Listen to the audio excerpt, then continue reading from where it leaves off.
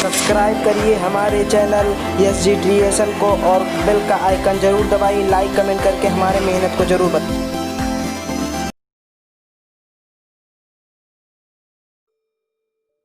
भाई mentally strong positive thought और success की सीढ़ियां आपको तब मिलती है जब आपका एटीट्यूड ऐसा बन जाता है कि आपकी टक्कर का इस दुनिया में दूसरा कोई नहीं। आप किसी को प्रूव करना छोड़ देते हैं, आप किसी को ये जताना छोड़ देते हैं कि आप भी कुछ हैं, बल्कि आप वो चीजें करनी शुरू कर देते हैं जो इस दुनिया की नजर में आपका चेहरा ऑटोमेटिकली ला देगी। लोग आपको अपने आप सर्च करना शुरू कर देंगे कि हाँ, अब इस शहर में कोई ऐसा बंदा आ गया है जिसकी टक्कर लेना सबके बस की बात नहीं। एटीट्यूड, शेर अपने एटीट्यूड की वजह से ही जंगल पर राज करता है। बाज अपने एटीट्यूड की वजह से ही सबसे ऊपर उड़ना जानता है, क्योंकि दोनों जानते हैं कि हम अगर एवरेज के साथ रहेंगे तो एवरेज बनकर ही रह जाएंगे। बाज कभी भी कबूतरों के झुंड में आपको उड़ता हुआ नजर नहीं आएगा, वो अकेला उड़ता है और जब जब सामने आता है तो बाकी सारे पंछी खुद ही दाएं बाएं हो जाते हैं। तो भाई अपने एटीट्यूड में सबसे पहली और जरूरी चीज शामिल करो, ग्रेटनेस। जैसे एक पंछी था जिसे उसके मालिक ने हमेशा पिंजरे में ही कैद करके रखा। वो कहीं बाहर उड़ता नहीं था, हमेशा उसी पिंजरे में रहता, उसी में पैदा हुआ, उसी में अब बड़ा भी हो गया था और उसी में शायद मर भी जाएगा। मगर एक दिन उसके मालिक से वो पिंजरा खुला छूट गया। अब खुला छूटा तो काफी देर तक तो वो पंछी उसी में बैठा रहा, क्योंकि उसे मालूम ही नहीं था कि इससे बाहर भी उड़ा जा सकता है, मैं इससे बाहर निकल सकता हूं। वो तो बस उसी में रहा और बड़ा हुआ है। तो थोड़ा थोड़ा करके वो बाहर की साइड आया और हल्के से उड़ने की कोशिश की। इसके बाद तेज हवा आई और उसे अपने साथ उड़ाकर ले गई। पहले तो उसे समझ ही नहीं आया कि ये कौन सी दुनिया है, ये मैं कहां निकल गया हूं, मेरा मालिक जो मुझसे इतना प्यार करता है वो मेरे बारे में क्या सोचेगा। जबकि उसे थोड़ी ना पता था कि उसका मालिक ही उसका दुश्मन है, जिसने सारी जिंदगी उसे पिंजरे में कैद रखा। वो उड़ता रहा तो भूल गया कि जाना किधर है। बहुत इधर उधर घूमा, कहीं से उसे अपना पिंजरा नहीं दिखा। फिर वो थक हार कर एक पेड़ की डाली पर बैठकर रोने लगा।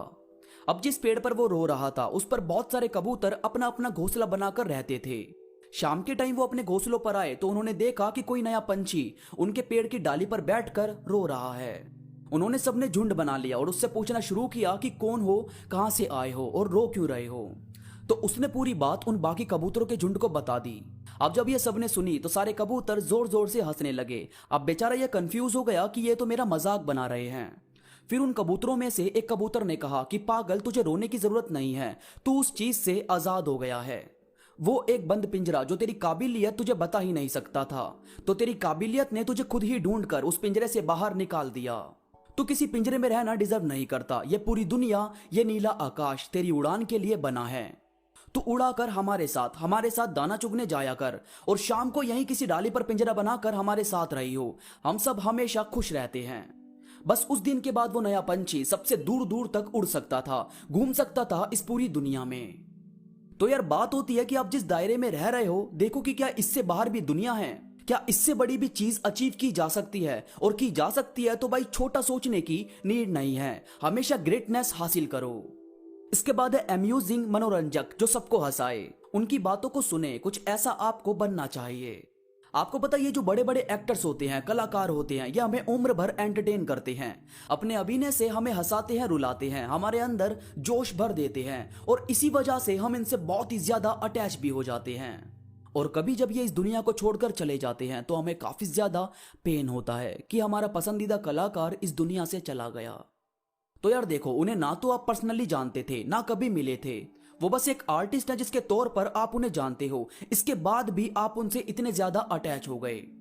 यानी कि आपका किरदार, आपकी छवि ऐसी होनी चाहिए कि अगर पर्दा गिर भी जाए तो लोग ताली बजाते ना रुकें। इसीलिए थोड़ा एंटरटेनर होना जरूरी है, इससे लोग आपको जिंदगी भर नहीं भूलते। इसके बाद है सपोर्टिव।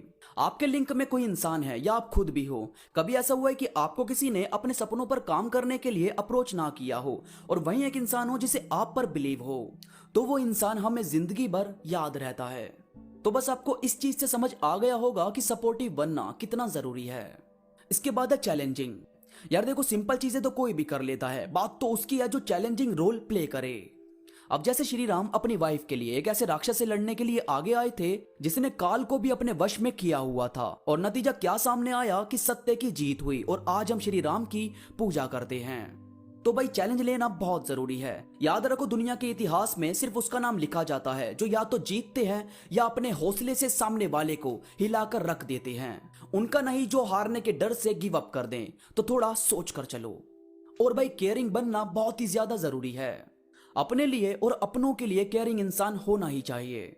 अब जैसे आपकी किसी से फीलिंग हर्ट हो रही है, कोई आपकी खुशियों को नहीं समझ रहा, कहीं आपको परेशानी आ रही है, तो जाहिर है आप ऐसी हर चीज को खुद से दूर कर दोगे जो आपकी खुशियों को मार रही है। ये होती है खुद की केयर। और आपके अपने किसी परेशानी में है, वो आपसे कुछ मदद चाहते हैं या वो हेल्प नहीं मांगते तो भी आप उनकी मदद करने के लिए आगे आते हो, ये होती है अपनों की केयर। यही चीज देखी जाती है कि किसके बुरे वक्त में कौन साथ खड़ा है। इसीलिए किसी के वक्त का मजाक मत बनाओ, हो सके तो उसकी मदद करो ताकि सबकी जिंदगी ब्यूटीफुल तरीके से चल सके। दोस्तों उम्मीद करता हूं मेरी बातों ने आपके अंदर एक जज्बा भरा होगा, आपको ये वीडियो पसंद आई होगी। वीडियो में आपको कोई भी बात अच्छी लगी हो तो लाइक जरूर करो और कमेंट करके मुझे जरूर बताओ। इसके साथ ही मुझसे इंस्टाग्राम पर अभी जुड़ो। इंस्टा पर मैं काफी चीजें अपडेट करता रहता हूं जो मुझे यकीन है कि आपको जरूर पसंद आएगी। इंस्टाग्राम का लिंक नीचे डिस्क्रिप्शन में मौजूद है। तो अभी के लिए बस इतना ही, मैं मिलूंगा आपसे नई वीडियो के साथ, तब तक के लिए धन्यवाद।